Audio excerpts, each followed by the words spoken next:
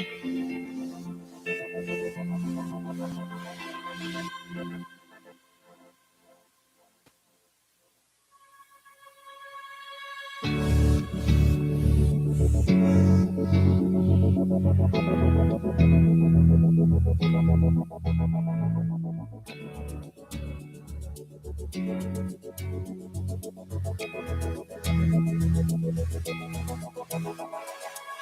can dream in color, but I've been living right. But ever since we have shared our cover, our pictures such a relief. But now I never see the world the same again. My focus is you, love. It's so hard to choose love. It feels so new, love. You're pulling me through.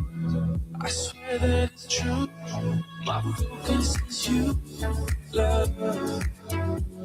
It's not hard to choose love.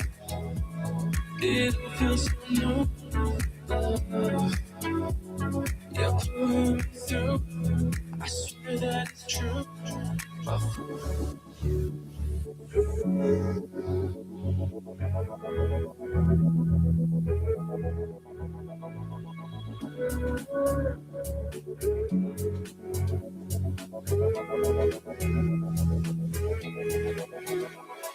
You can dream in color,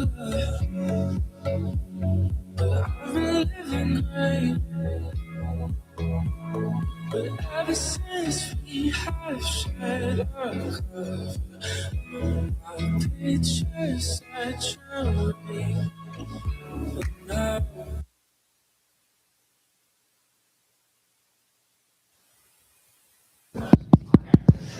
Good evening, everybody.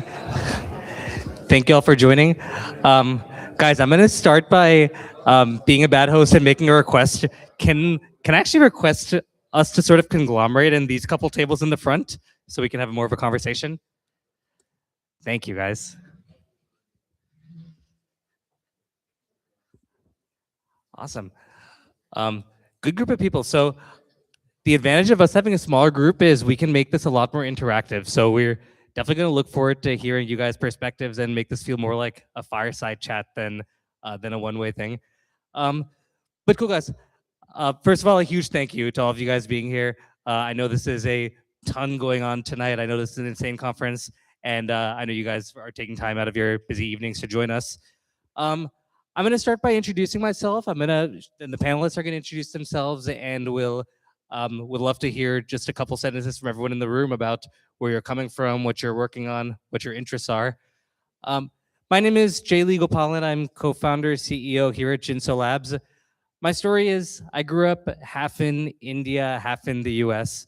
In India, I was always the American guy. Here in the US, I'm the Indian guy. So I've kind of always been a global citizen by birth, right? So when I went to Harvard, I was in a truly global community all around the world. Ended up with a group of best friends who happened to be from Latin America. So I had friends from Cuba, Colombia, Mexico, Brazil. That was how I first got exposed to LATAM.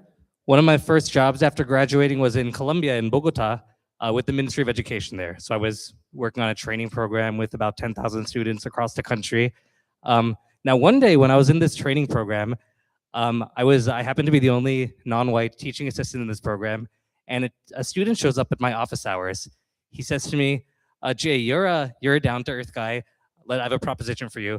Let's take down these white people. I'm serious. No, it was a lot. I was like, I don't want to touch this. I don't want to be involved with this.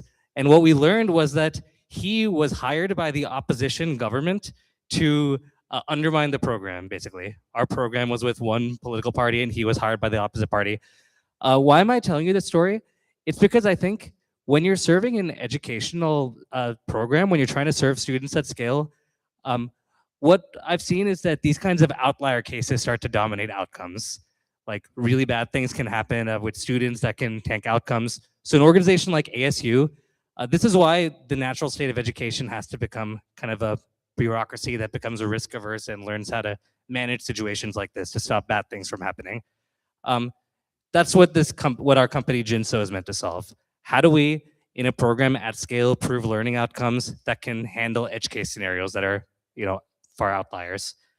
I'll hand it off to the speakers. I'll just say this topic is personal to me because I have a 10-month-old daughter, and I'm always thinking about how do we, build her education. And we're struggling, right? What programs do we know will really prove outcomes for her? Right now, we're planning to homeschool. And so I'm very glad that we got this group of incredible minds together to talk about what it'll mean to prove outcomes at scale. David, I'll pass it on to you. Thank you very much. It's an honor to be here. Thank you for including me. So I'm David Bong. I'm the co-founder and CEO of Avant Language. We're a language proficiency platform. We have an AI-based learning program, assessments the core, 152 different languages. And then we have a credentialing body that acts like a nonprofit, but is part of the company. So my wife and I both had business careers in Japan because we speak Japanese. My last stint, I started the Japan branch of Kroll Associates, which is the largest investigative firm in the world. So I was the only international private eye in Japan for a long time. And what I saw was language was always at the root of the problems that occurred within foreign businesses in Japan. Extortions, people get frustrated, they couldn't talk to the management, so they act out in bad ways. So when we moved to the States, we wanted to do something to change the way language was taught. And we partnered with a professor at the University of Oregon who created the world's first online adaptive language proficiency test, licensed it. And that was 25 years ago, and we're still going. So we're having fun. I have so many questions about being a private eye in Japan. I don't want to just derail the panel, but I'm Matt Tower. I work at Whiteboard Advisors, and I'm the editor of the EdSheet newsletter, which covers the business side of education, largely focused on financial transactions in the space. So I've been in the space for a while, worn a lot of different hats, and I now spend my time trying to find interesting businesses and help them grow. Which is how I was able to meet Jay. So thank you. Which I'll pick it right up from there. I'm Alan Todd. I'm the vice chairman of StartEd. We run EdTech Week in New York. We work with about 1,000 founders and CEOs in EdTech companies a year, and we help them raise capital and grow faster. That's pretty much what we do. And Jay is 1 in a million. So he said, can you get involved? I'm like, I'm going to do anything Jay says, because he's 1 in a million. So I'm glad to be here. Thank you for having me, Jay, and thank you all for coming. Hi, everyone. I'm Smita Bakshi. I'm the co-founder and the former CEO of a company called Zybooks that was in the space of computer science, engineering, IT education. It now has over 1.5 million students on the platform. And across about 2,000 colleges. We sold the company to Wiley several years ago, and I was running the academic publishing business unit for a number of years.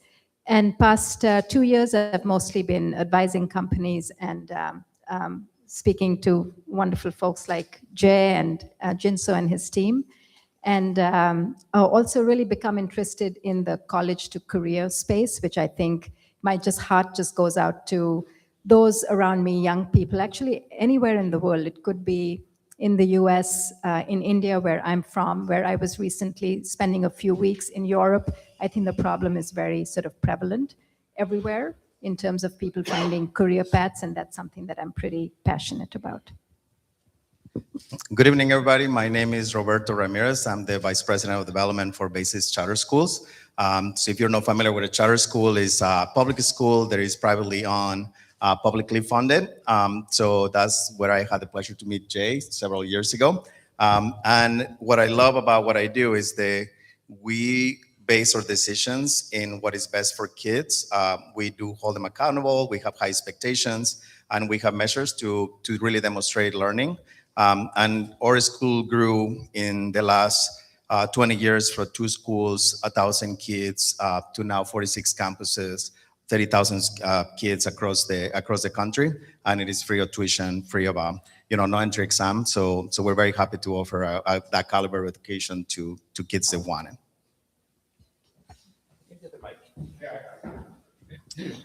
I was thinking since you have maybe introduce yourself, and then we can pass it around for everyone to share just a sentence about Care Camilo. Thank you very much, Roberto. Hello, welcome everyone. Thank you very much for making it. It's been a pleasure to message you all on the various platforms. My name is Camilo Sanchez. I'm a co-founder and a COO here at Jinzo. Jay and I, we met while we were both at Harvard, but what really brought us together was this passion for learning.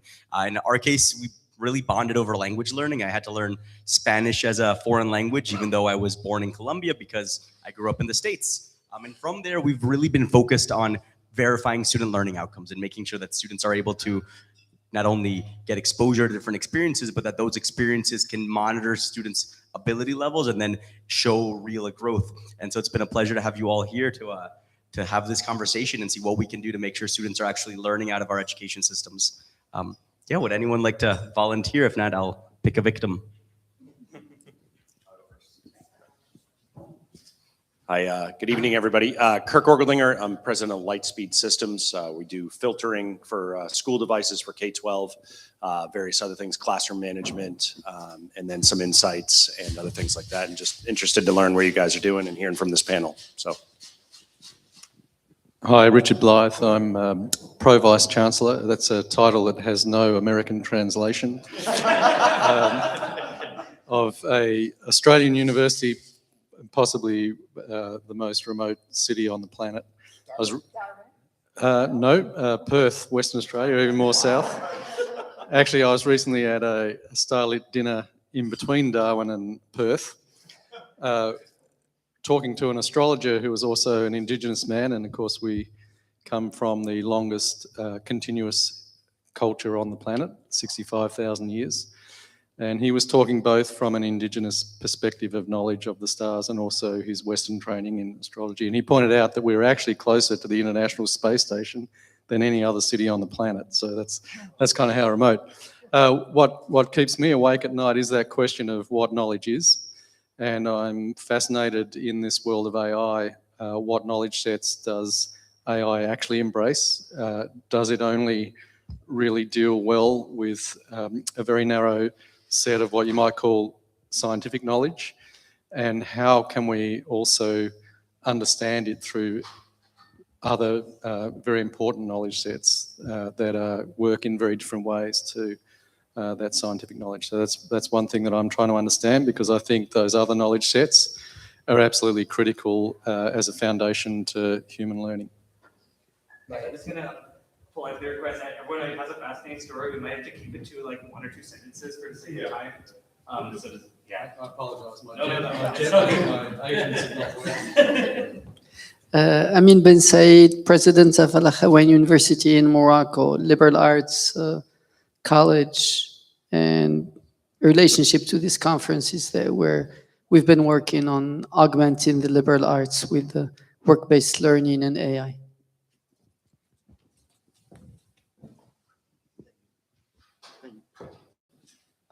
Diego Paredes. I'm with AWS today. I'm part of the edtech team, part of the team that's going to be supporting all the edtechs coming into our cloud. So, yeah. Hi, I'm Lucy for AWS. Jinso is one of the customers on my portfolio, and I'm super interested to know about our AI's project. It's my first time in this event with EdTech industry. Hi, I'm Carrie, and I am at D2L. I've been there for about 10 months now, and I head up our integration platform and data platform capabilities from a product development perspective. I've been in EdTech for a very long time, though. So I've been at Pearson and Schoology, went through the acquisition, was at PowerSchool for a bit. So always focused on integrations and the overall ecosystem and how everything works together. I'm Jonathan Holpe. I work with Carrie at D2L, and I'm the Director of Product Management for Artificial Intelligence. Hi, John French. I'm a superintendent of a K-12 school district in Northeast Missouri. Hello, I'm Brian Johnson. I'm the executive director at the Danielson Group. So we are focused on having our framework in more ed tech platforms. So wanted to learn more about what you all were doing. Pete Holbrook, Provost and Chief Operating Officer at Tiffin University in Tiffin, Ohio. And again, we're looking really quickly at how do we reposition ourselves as a university with being technology forward and infused and intuitive and enabled with AI being in the forefront so that we're still relevant, and then quickly moving into how is it changing teaching and learning. Hopefully we're teaching critical thinking for the first time. I'd be roasted by my faculty on that one. But then also, how do we come back through and how do we modernize our operations of the university? And so it's a threefold attack that I'm looking at. Hi everyone, Sheila Thomas. Spent 28 plus years at one of those universities that has been in the news lately, and sitting in Boston. So spent 28 plus years first as faculty in the biomedical sciences, and then moved to the dark side into the administrative space. And very unexpectedly, I'm now in the ed tech space, thinking about a platform to serve as a career GPS for high school students as they try and figure out what they want to do, which I spend a lot of time with college students and grad students thinking about what they want to do after they were already there. So really interested to hear what everybody's saying. Hi, everyone. I'm Alexis Brocky. I'm the Assistant Director of Marketing at the Danielson Group. I work with Brian. First time at the conference. Very excited to hear this panel and everything else this week. Awesome, guys. So we'll jump into what you all are all here for. Guys, for tonight, we want to start with U.S.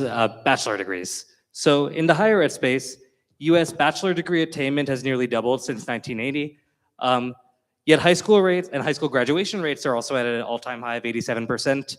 But scores and outcomes, specifically NAEP scores, have fallen to levels not seen since the 1970s. Internationally, the World Bank estimates that 70% of 10-year-olds cannot read a simple text.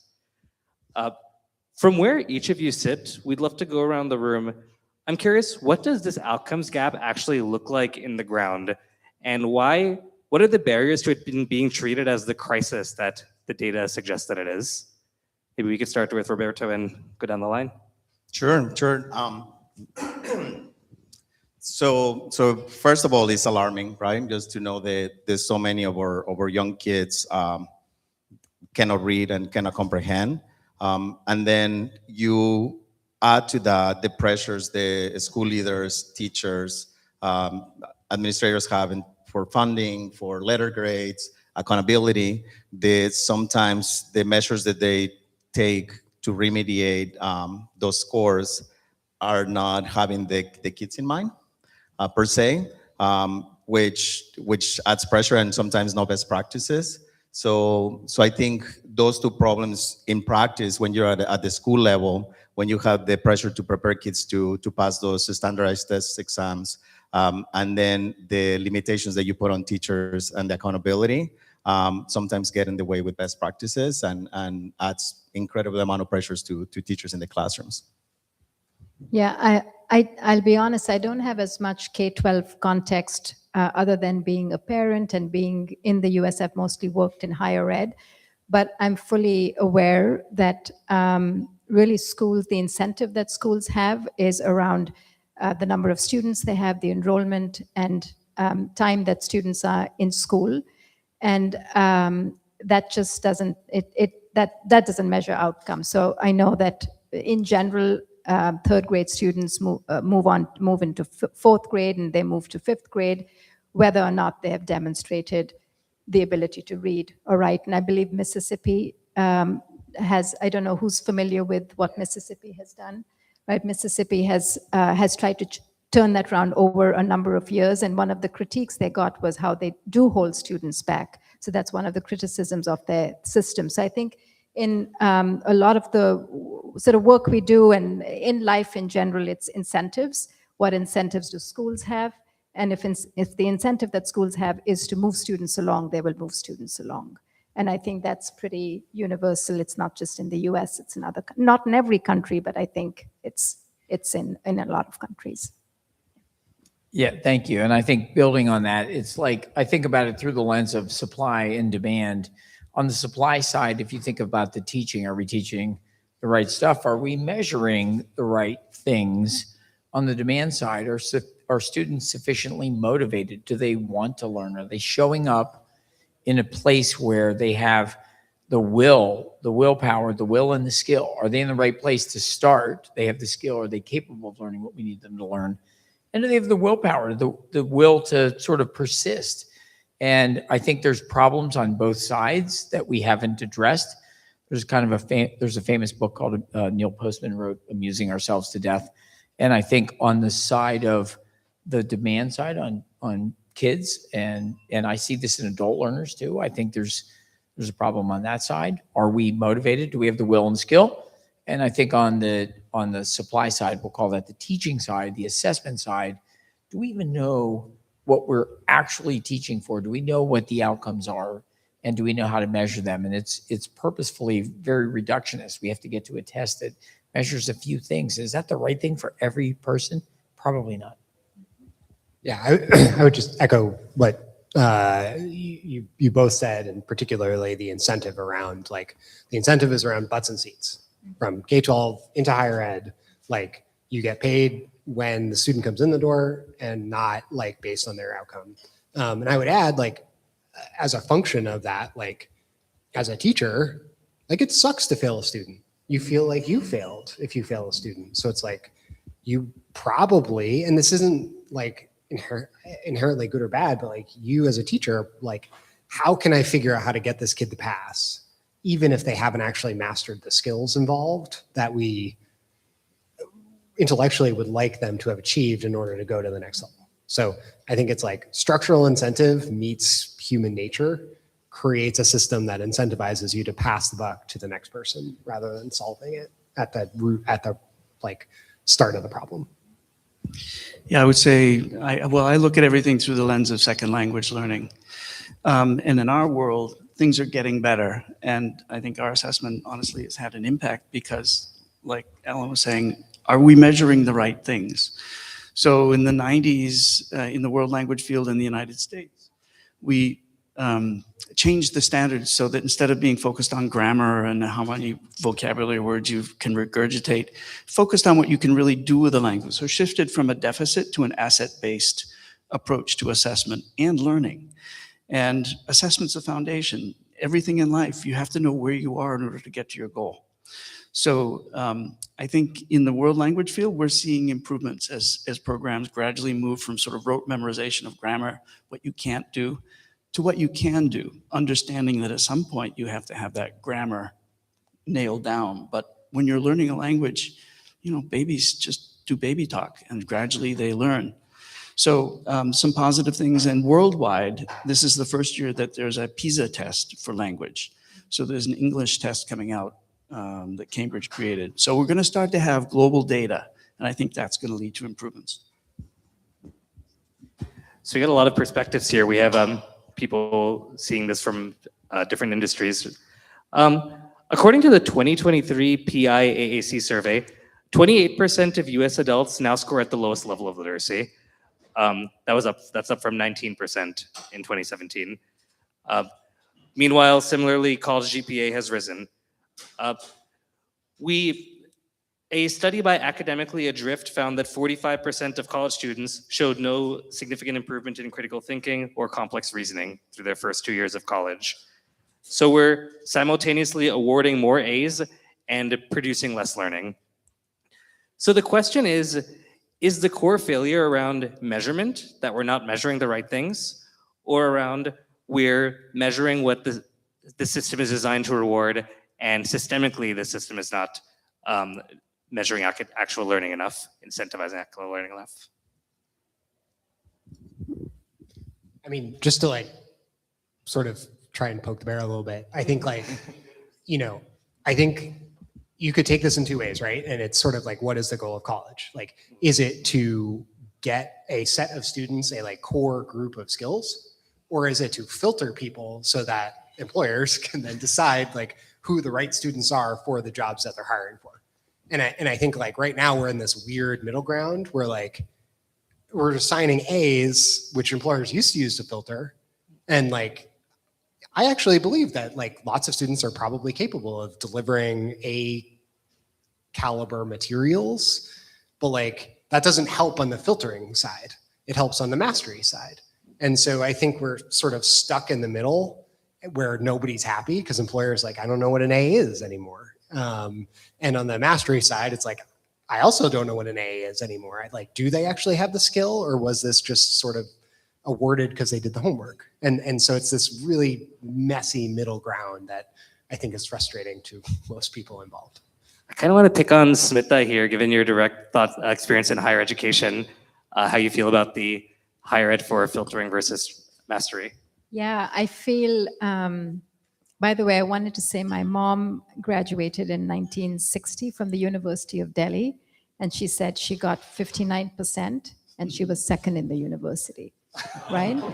Because I mean, there was no great inflation, and maybe that's part of the British system that existed in India about just, anyway, so that was an aside as I was thinking about, so what was that? That's interesting. Yeah. Like just think about it. Well, I think I just feel for us all in the system. So you want your A's. So if you think about, you want a job, and to get a job you need a high GPA, and to get that high GPA you need your A's. And so if you think about students' incentive from when they are in middle school, if they are fortunate to be thinking of the end game might be to get for employability, and then it sort of trickles all the way down to what students are motivated by, learners are motivated by. There are very few systems that don't really measure grade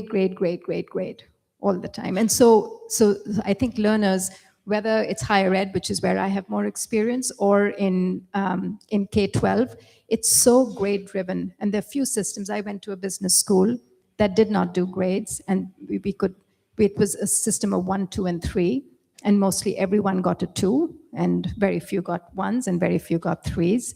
And so truly we could just be there for learning. And it's that, but that's not the norm, that's more the exception. So I think it trickles down from it's what employers want. I mean, it's what employers are tracking. That's what they're measuring. So again, back to incentive, what is the incentive to really love what to even determine what you love, what is your passion, or just to kind of follow what the system demands of you. And I think I speak it as a parent as well. And sometimes I catch myself telling my kids what to be doing certain things so that they can get into college, and I'm thinking like, what am I doing? Right? What am I doing? Yeah. And if I can just bring it down to the K-12 world, a lot of our parents were open arms when they realized that we failed kinder kids because they were not at grade level, and we were honest. And we believe that we care more about kids when we tell the parent like, hey, your kiddo is behind and we're gonna help them, but this is the true where they're at, versus like, hey, let me just give an A. We're happy, we have a balloon, we have a ribbon, no problems. And I was a principal, right? So it's easier for me to give an A to a parent than sit in a room and having a tough meeting. So, and that happens all across the country, right? It's easier, right? You don't want to deal with the problem. But what you're doing best to the kid is to really tell the parent where their children is at and what you're doing to help them. So something that I noticed in the network that I work at is we have benchmarks, right? We have those benchmarks in early grades. For example, in 6th grade, we have a test that is called comprehensive exam. And if the kids don't pass them, we don't promote them to the next grade. They need to show mastery. And those are tough conversations that you have with parents. For example, in high school, we use the advanced placement exam as the final test. So we don't grade it, right? The College Board grades it and tells us if the kids are learning. So I personally noticed that work when you have high expectations and you hold everybody in the system accountable, because then they're better prepared for college and beyond. When I was a college counselor, I remember welcoming universities, and they used to tell me, for example, the University of Arizona or state school used to tell me like, hey, it usually takes us 2 years to prepare high school kids for college while in college, because high schools are not preparing them. So that just adds to what you're saying. Yeah, the only thing I would add is it's like going back to, if you go back 2,000 years ago to the original liberal arts, you go to Aristotle, Socrates, Plato, the trivium is logic, rhetoric, and grammar. What are those three things? Logic is how to think, critical thinking and reasoning, the things that we're not getting right.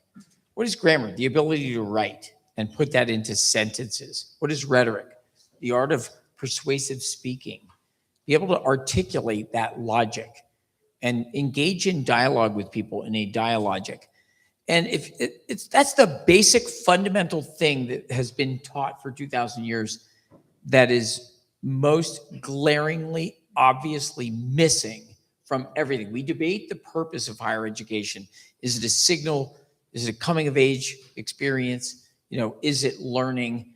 But we don't have these basic things. And I would say if you have kids go from 5 to 18 years old and they don't have to make public speaking where they have to critically think and argue something, and they're not doing that every year, something is deeply broken with the system, because that's what the employers pay for.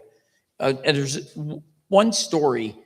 Warren Buffett was, this is famous, he talks about it forever, but Warren Buffett, obviously the legendary investor, he was at Columbia Business School speaking to MBA students, and he made kind of a joke. He said, I'll give any one of you $100,000 tonight if you give me 10% of your earnings for the rest of your life. And he said, if you're a good communicator, I'll give you $150,000 tonight for 10% of your earnings. He essentially was saying, I place a 50% premium on your ability to think and speak. And you're like, well, how much time do we spend teaching, thinking and speaking on your feet in front of the class, in front of kids in 4th grade or 9th grade or 11th or in college? That's the disconnect. Yeah, I would, again, through the lens of language, tests are artificial constructs, right? You're in a strange situation, you're nervous, you're given a subset of what you know, what you could possibly know. The topics are limited. So technology now is allowing us to essentially merge learning and assessment. So you won't eventually have to take an assessment at all, because the AI is going to know what you can do, what you can't do, why you can't do it, how you can change to start to do it correctly. So I think there's promise, first of all, to reduce all this test stuff. I'm a testing company, but I mean, realistically, we know there are huge limitations to what tests can do. And you merge at least in the language world, the learning and the assessment together. How are we on time? Okay. I'm gonna move. Okay, I want to talk about AI, naturally. Of course. Every previous wave of edtech was layered on top of the system without fundamentally changing the system logic. Some stats here: in 2013, Los Angeles Unified spent $1.3 billion on iPads, but the program ended up collapsing. In Peru, they actually did a decade-long study of one laptop per child, and they ultimately found that it did not improve educational outcomes after a decade of one laptop per child. Whereas with AI, there's promising early results. A 2025 RCT from Harvard found learning gains of 0.73 to 1.3 standard deviations with AI, and a Stanford-backed study in Ghana found similar effect sizes. So the question I'm curious y'all's thoughts on, what is specifically different about AI that has the potential to make a new infrastructure possible? Not as a marginal improvement, but as a new architecture that can be built around outcomes from the ground up.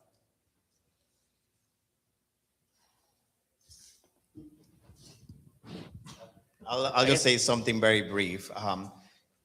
like I think the big difference is forcing people, for example, in my experience in K-12, to adapt quicker than what they adapt before when there was just an iPad or a laptop.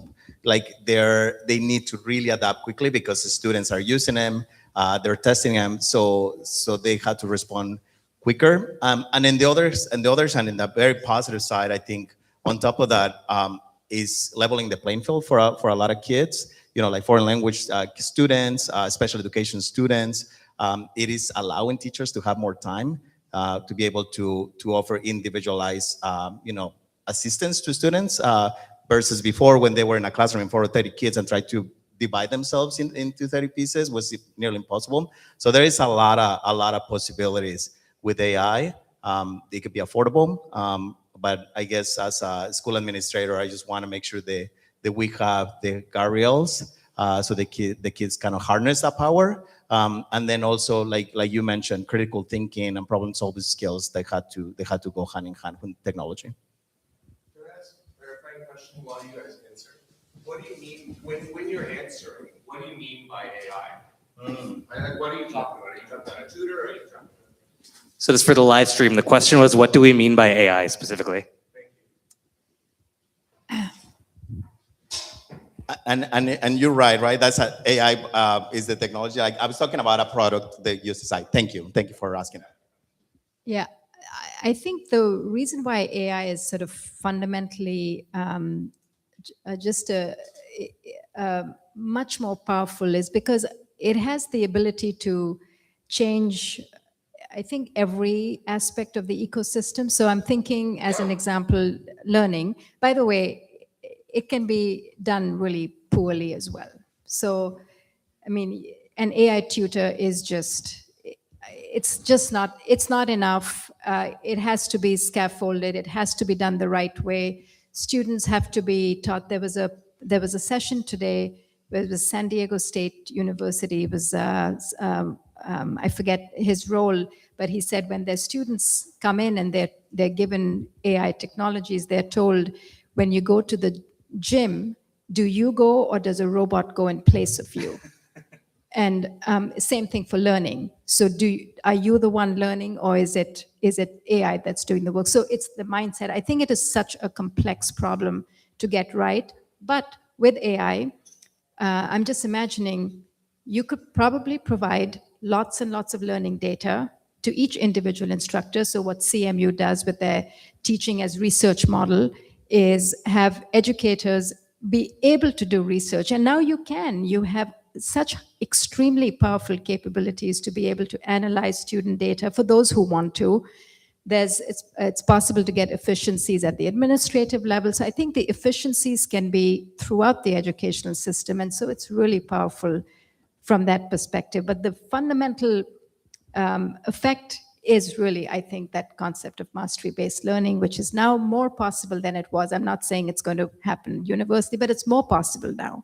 The personalized learning, the mastery-based learning, it is just more possible. But the whole system has to be like reconstructed. Like, how do you even have a classroom set up, even the physical space to allow that to happen when you're used to having just 30 students in the class or listening to a lecture? So I think the promise is immense, and I'm not saying it's going to be easily done, but I think the promise is immense. And I would just take it from there and say, for my entire adult professional career, we've had deterministic computing. We now have, for the first time in my life, non-deterministic computing. And I think that opens up a whole new creative opportunity to imagine what can we do when computers essentially mimic human thinking. They don't think, but they mimic human thinking, to be more precise. And AI is a very generic term for a whole bunch of things, from machine learning to reinforcement learning with human feedback, right? There are many different sort of sub things. So AI is a kind of a term, but as we think about agentic AI in student learning and improving student learning outcomes with AI tutors, and a tutor, when you think of AI in the layers of the stack, the tutor is the top layer. There's 10 layers beneath it that inform what is the world model that would inform that student learning. Is it a faith-based school? Does it have religious programming? Is it personality-based? Do we want to do personality profile? Like in the world, in corporations, you do leadership development, you're going to get Myers-Briggs or personality profile. Do we want our agents to understand personality? Do we want them to understand religious ideology? These are layers in the stack before you get to that chatbot that actually interfaces with a kid, that we can build agentic harnesses and build a student learning world model that informs what that thing says. And I think there's a lot of thinking that it's just talking to ChatGPT or Anthropic's Claude. That isn't the game. The game in the edtech industry is to invent the layer upon layer of sort of world model that creates a rich contextual profile that actually that becomes the harness by which student learning outcomes, the interactions happen. Yeah, I think to answer your question very directly, I think to me that the two paradigms are deterministic versus probabilistic. And like if a solution leverages probabilities to deliver whatever response, which is where I start to think of real true personalization comes in. To me, that is what I call AI versus something that leverages a deterministic software program, which includes machine learning and other types of reinforcement learning. That's how I distinguish them. I think just for my own sanity, frankly, you can nitpick on that. Like that's fine too. Like it doesn't have to be it, but it makes it easier for me to say like, to me, like the paradigm shift is again in the personalization of like, if Alan and I both are going through the same learning process, our processes can be fundamentally different if they're leveraging probabilistic thinking versus deterministic. But we can harness non-deterministic to get us both to a great outcome. Yeah. With radically different paths. And I don't think either is sufficient. I think is the crux of it, of like there are certain things of like, to your point about mastery, Smita, it's like there are certain things of like, do you understand algebra? Like yes, no. Like that is super binary, and like probably we'll need to come up with some standards. I think we have some standards, but like I think we need to agree on some standards of like, yeah, like in order to be a successful like adult, you need these things. And then there's a whole other set of things that how do you develop as a person that are unique to me and to you, that is a whole different ballgame. That's probably a new set of tools that we haven't seen before.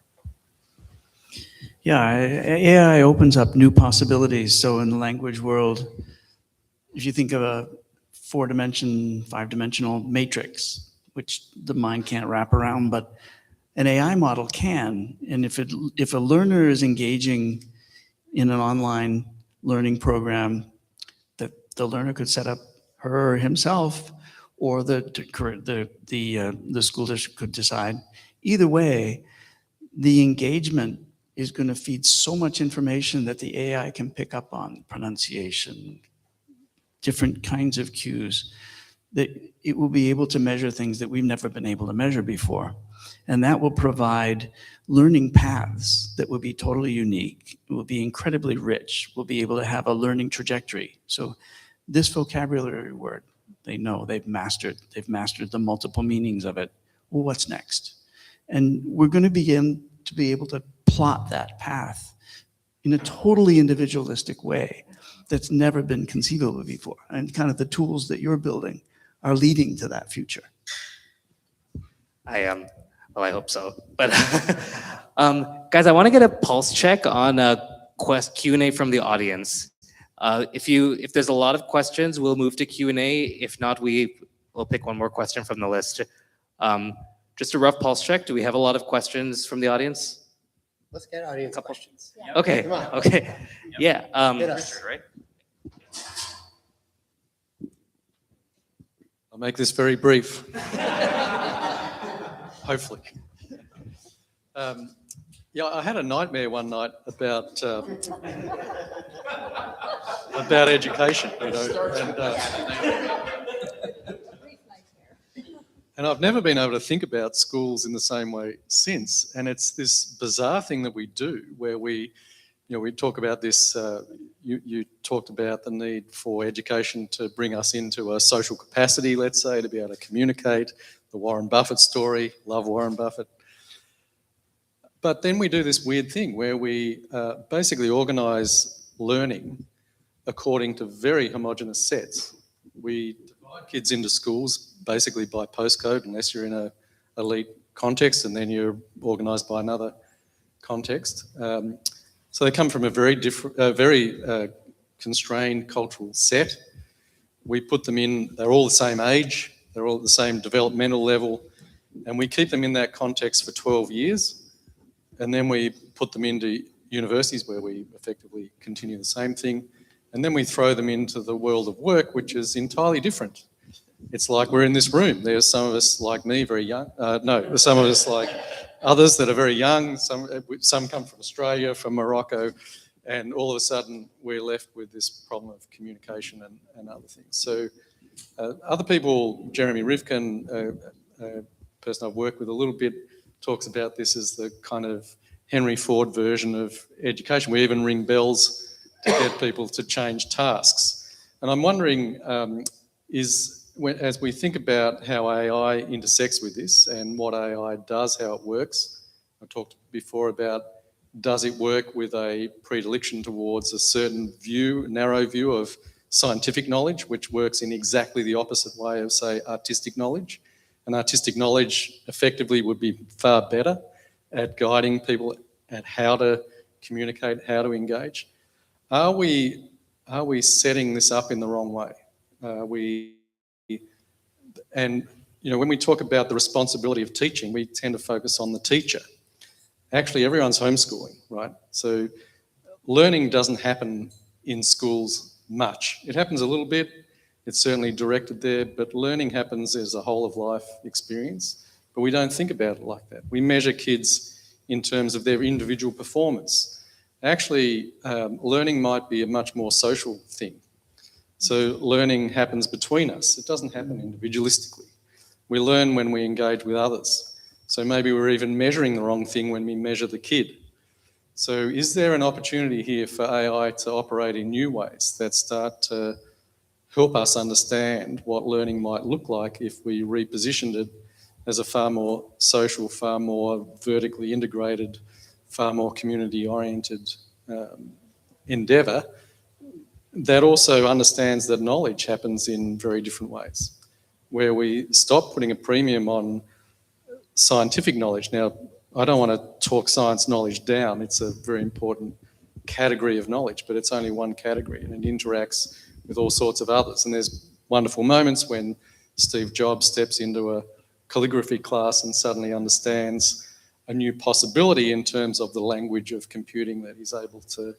And that's a really great example of how knowledge sets overlap and interact, and why it's important not to focus just on one kind of knowledge. So I'm interested in how the panel feel about what they're doing in how AI might come into education that might facilitate a broadening out of how we think about the structure of schooling and learning itself, and how we might think about what knowledge really is, and which comes to then how you might understand whether someone's really getting somewhere with learning or not, and whether we might want to think about that more in a social context than an individualistic one. Very short questions. Thank you. I'm curious actually to pick on Roberto. I'm curious to pick on Roberto here, given your work kind of with building learning communities across the country that you have to operate at a national scale with local depth. I'm curious if you have thoughts on AI for community-driven learning, as Richard was speaking to. Well, like I said, I think there is great potential, right? Great potential, because education, in my experience, has been very similar for many, many years. One size fits it all. And then you have one person that needs to decipher that problem and try to do what is best for every single individual in that classroom, which is a lot to ask for one person. So I think in this sense, this is an incredible opportunity to really offer kids that individualization that they need, while keep your sanity as a teacher, and then do it well. Like Jay said, I had the opportunity to work at schools in Texas, in Louisiana, and in Arizona. And I encounter, sadly, a lot of the same barriers. And sometimes, unfortunately, in order to change the course, it's almost like steering a cruise ship. You see that you're going towards the iceberg, and that's, I think, what is happening right now in public education, and we don't react quickly enough as the times require, because there's a lot of other things around it that prevents us from changing things. So, but I believe the maybe grassroots movement from teachers, students, parents can create a lot of change, and that can create a lot of opportunity for kids. I guess I would respond with a Russian psychologist named Lev Vygotsky about a century ago put forth the sociocultural theory of how people learn. And he said that knowledge is constructed by a group of people, that you make meaning by watching what others do and by being part of the group. And of course, there are other theories that he built around proximal development and so on. But I connected this way and spent a lot of time thinking about this problem. If I connect people to content, the perfect content, I can get a 3 to 5% completion rate. And I can deliver that content to millions of people. I did this at Udemy. We 30 million people a month. You can get a 5% completion rate. If I connect people to people, I can get an 85% completion rate. I connect people to people, and I use content as a lens through which real dialogue occurs. Logic, dialectic. We're having a conversation. What's right? What's wrong? What do you think? What do you think? How do we make sense of this? We're critical thinking. We're problem solving. We're reasoning. And the whole idea of the dialectic is just that we're not passing any judgment on the idea or each other. Just pass it, like, what do you perceive as true? And this is why Vygotsky is still popular to this day, a century later. But the school systems don't do that. They have didactic curriculum to connect people to content and test, did you learn the content? So with AI, this isn't going to have anything to do with technology. Nothing is going to work if you don't fundamentally ask a question about the philosophical underpinning of, like, why do we exist as a school, as a college? How do we define success? We still debate it now. It's 2,000 years later. We're debating what is the purpose of a college. Is it the signal? Is it a life job skills? Is it this? Is it that? Do we test? Like, we still haven't figured that out. Well, AI will do nothing to accelerate and amplify a broken foundation. So I think our problems, to me, they're very simple. They're foundational, and we're trying to layer AI on top of something that's broken. I think the two super concrete things that I do think AI will fix or could fix in short order are, one, it can identify the student or learner in the room that is struggling faster, or like the participant in the conversation that isn't engaged faster in almost real time. That was a product that used to take millions of dollars of venture funding, and now you can put a little ChatGPT pendant on the table and it'll tell you in real time. And then two, I think it's easier to disaggregate academic progress from social emotional progress. And I think one of the trends I hope happens over the next 10 years is we stop thinking about those two in parallel. There are lots of people who are ready to progress academically way faster than they are social emotionally. And putting, somebody who's 12 in college is complicated. And we didn't have the right support services to do that in any sort of programmatic way. You might do it for a, quote unquote genius, but there are probably plenty of kids who could do that academically that aren't ready socio-emotionally, and vice versa. There are plenty of super mature teenagers who need more help academically. So I think AI helps both of those today. I don't know if the system is ready for that, but I think you could act on that today. Yeah, I'm afraid I agree with Alan. I think the foundation is fundamentally broken, and we're going to have to really figure out some radically different ways of going back to those principles that you outlined, those three. But I don't have any answers. I do think there are going to be things that AI will enable. When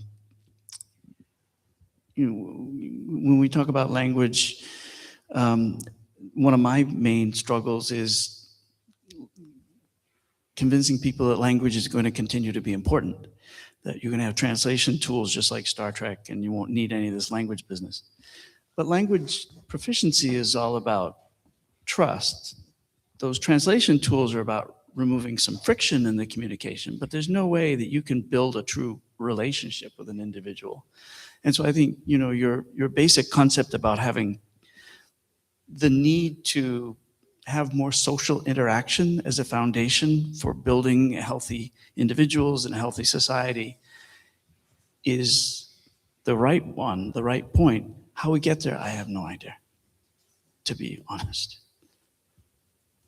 I wanted to just add one thing, and it's not directly related to your question on the social impact and the social fabric of learning. But I was wondering, and maybe this is a question we can take at some point, I was wondering if AI could truly have an impact on building growth mindsets, because I think that is such a fundamental underpinning of learning. And Carol Dweck says that it's teachable. And so, but I think fundamentally it's not taught. Our system doesn't teach a growth mindset, because very early on, second grade or third grade, the signal that is a young learner is getting is, I can't do this, I can't do algebra, my mom couldn't do it, I can't do it. And so that kind of, it just perpetuates. But truly, if AI could have an impact in terms of fundamentally letting the learner know that, no, with time you can do it. You just may need a little bit more time than the student sitting next to you, but you can do it. So I think that could be like a huge impact of AI. And I'd love other people's thoughts. I on love that. everything you're saying there, and that's exactly what I think of when I think of programming a world model. So a student learning outcomes world model, it's an agentic harness that guides the chatbot that sits at the top that has the conversation. And I'm on the board of a company based in Paris. We're doing that in higher education at places like Harvard Graduate School of Education and different universities, and using conversational AI. And what we found is it's actually pretty effective, because students can do critical thinking where they don't feel stupid, and they can engage in a dialogue where they can say things that maybe in a group we'd feel too embarrassed. But it turns out with the right conversational AI layer, oh, I can try that and if we program the psychological foundations for assessment, we can assess how you're doing with that. So I think there's a lot of massive, like, I'm a huge optimist about this, but I think there are layers that we have to think of that get you to that top layer, which is that conversational AI that talks to the student to give them a growth mindset. I think that's a beautiful example. Awesome. So we're at time. I promised you guys that we would end sharp on time. I see there's more questions. So yeah, let's say if we have to go, then we can go. If folks have other events to head to, but we can keep the conversation going, kind of open for anyone who wants to. So yeah, let's take a 5-minute break and then see what we can return after some people head out. Okay, perfect. Yeah, why don't we take a couple minutes to grab some food? It's already in the back, and then if there's interest, we can reconvene.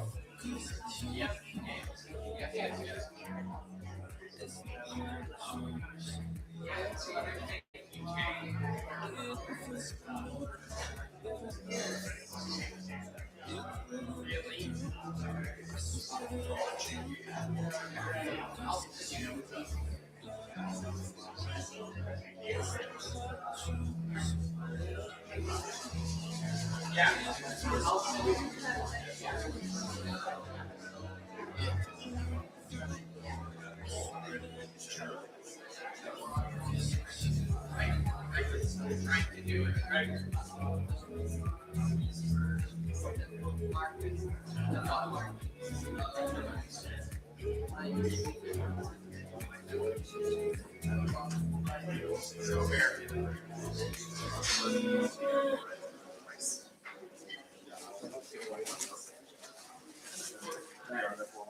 guys are so kind. I am. unfortunately gonna have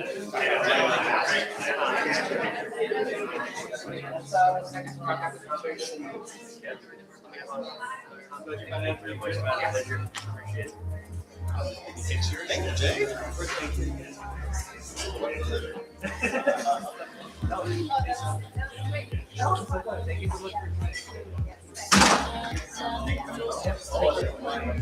Yes.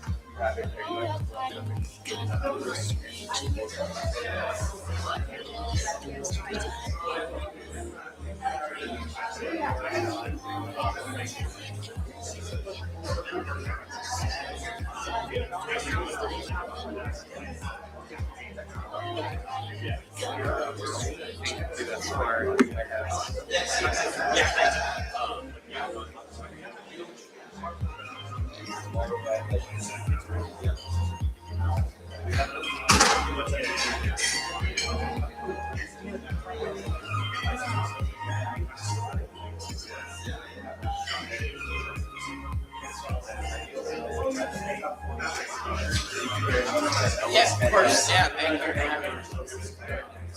like the way you brought it back there. So, I used to do high school. They always talk about that. They use broad shoulders. Yeah, exactly. He was like a great wrestler. He was broad shoulders. Yeah. So here, I'm running classical like I like practical philosophy. So, like, practical philosophy is we live a lifestyle where you go on your deathbed and say, "Look the world." And so Aristotle's walking ethics teaches the idea, right? Then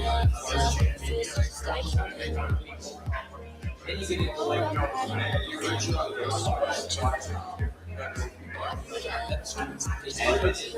in ancient Greece, what? Well, there was that. So the first was the trivia, then came the trivia. So the 7-year-old march, you started to get real. The first investigation is education. Then you had math and astronomy and geometry, and what they didn't have science. So you had trivia, 7 classical.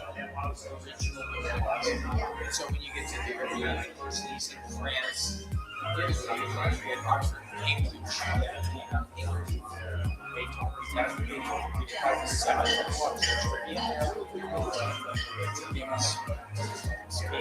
right things. Like why we don't do that? And so they can say blows me away, but like every day I'm like, do that, right? And if you're like happy and like there's a textbook on that. Aristotle read. Yeah, sure. The Harvard longevity study is the longest study ever done in human. What is the answer to how do you live a long life? Human connection. Don't be alone in your 80s. But we don't teach you anything. We don't teach you early career people. We don't teach you. Right? And like I think about it was like I want to have like to live a long life. I want to have fun. I want to do great stuff. No one teaches you how to do that.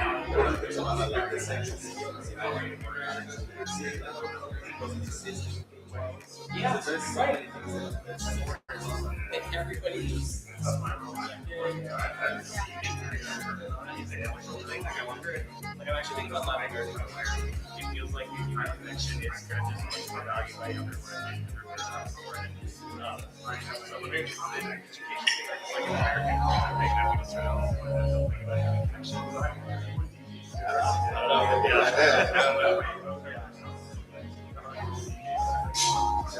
That's great though, because now I was saying something about how our education system is really like a proxy for job placements.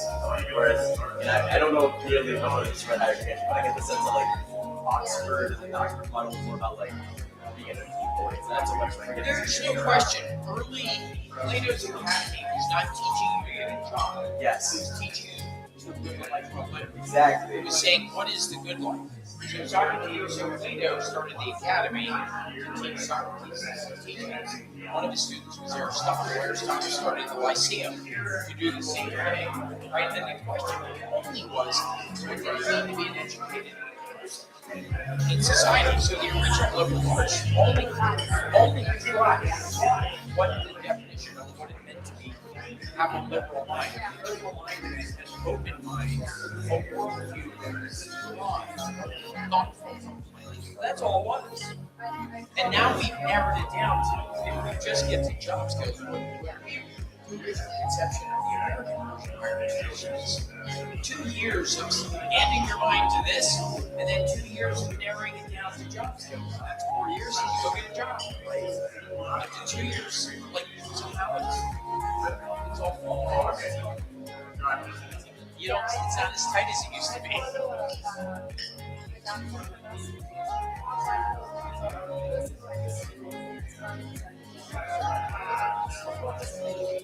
Yes.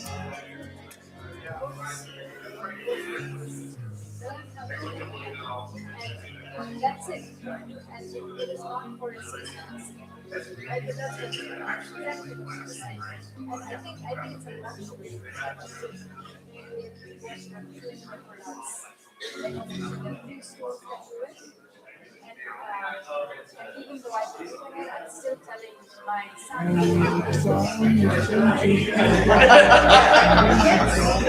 I saw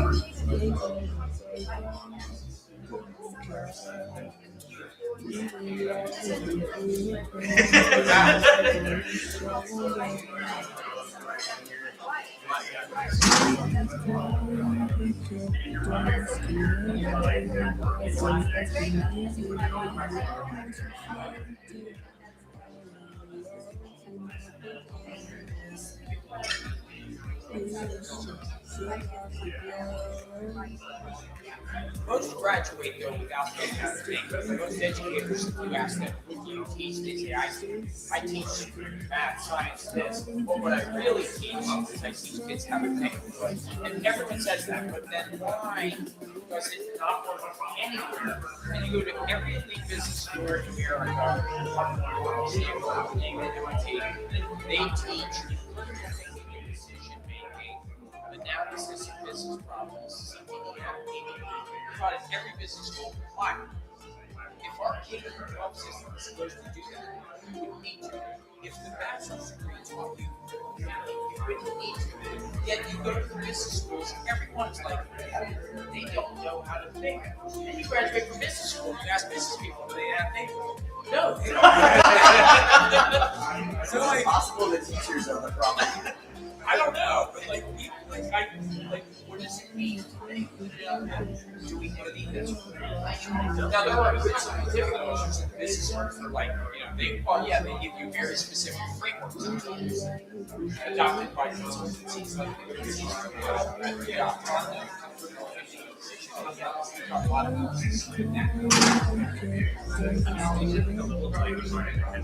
language and residential case study methods, right? They call it language activities and so anyway, they might be aware instead of just teaching content, language and business are tend to be taught by immersive experiences and that's more I was actually really surprised to hear all of y'all mention that AI separates social learning from content learning. Yeah, that was fascinating. Very fascinating, right? I never thought of it that way. Kind of connecting it to its case study between business and language.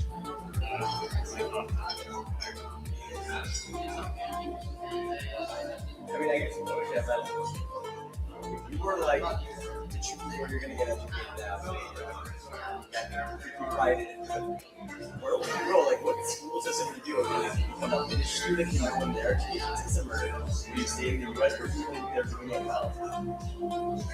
Well, I don't have a good answer to that question because I think there are pros and cons to everything. I would go back to the student and say, are you motivated? Do you know what you want to be? Even, and if you don't, do you know the purpose of your learning journey? Let's say I just want to expand my mind and become a little thinker. Do you even know what that means if you did? So like the school gonna really help you. So like how can I even get you on the journey to do that? Ideally I'd start that 9th grade so that by 12th grade you're asking big questions. Right? Clay Christensen, attending Harvard Business School, who wrote the Disruptive Innovation. What's that? Clay Christensen? Wow. Yeah. So that's beautiful. But Clay Christensen said that questions are like Velcro in your mind, that if the teacher's teaching you don't have a question, it won't stick, it just bounces off. And I studied a lot of learning science and neuroscience and cognitive science. It's kind of right. It's a good sort of analogy that if you're not motivated to want to learn and you don't have a question, right? There's no amount of great teaching from Denmark that is going to change that. So the real question is, what is it about the sociocultural unit of thinking in the Scandinavia region that causes parents and kids and teachers and the system to think differently than we do, that results in kids having higher outcomes on tests that we deem important? I'm not sure that those are important, but those are the tests we deem important. No, I heard something that I don't say your guys' thoughts, but one of the things I was hearing, and I've been hearing this for the past couple of years, especially for younger kids, the big differentiator is play. It's in play, like recess time. That is like, if you want social contact. There's another example of tying social learning with content learning. Oh, interesting. Yeah, but I wanted you guys to hear. I remember when I was in high school, I was in a lot of martial sports. Our coach showed you guys want to sport better when your legs are strong. Like if your body is strong, like how can I not and everything. And then I was seeing that like right now in the US, like you have like recess time is dropped. And I was wondering, like, do you guys see that from your guys' perspective, or do you think that's also the market go on for you? It's 100% correct. Physical education serves the purpose is to build a healthy body, so you can have a healthy mind. More importantly, so you can serve in the military and fight war. That's the original. But like, saving that for a minute, we've kind of bastardized physical education now to the point where you don't have to do any physical education to take and pass physical education. Right? Isn't that kind of crazy?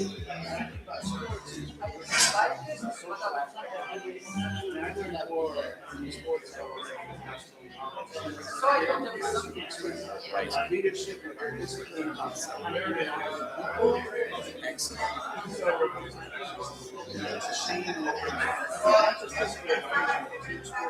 that you're making absolutely critical. That's all sociocultural learning. You're like, how do I play nice on the playground? Like in kindergarten, how do I learn to share? Right? Those are critical life skills.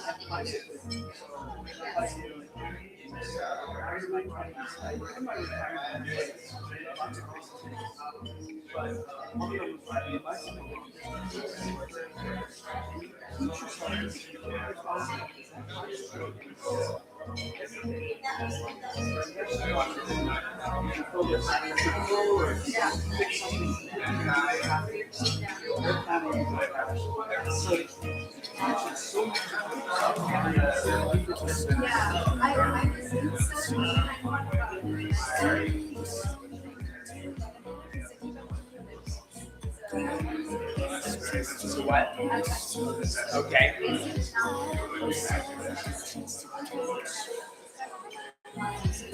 Is he sounding crazy? Oh wow, yeah, that's a lot. Yes, he's amazing.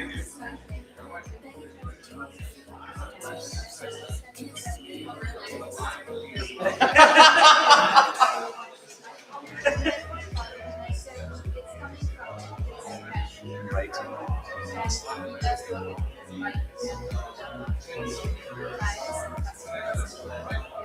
So I have a book for you, Zen and the Art of Rose and Dreams. He needs to read that. Because it's philosophy, but about passion and living your life and achieving Zen excellence. Find and buy.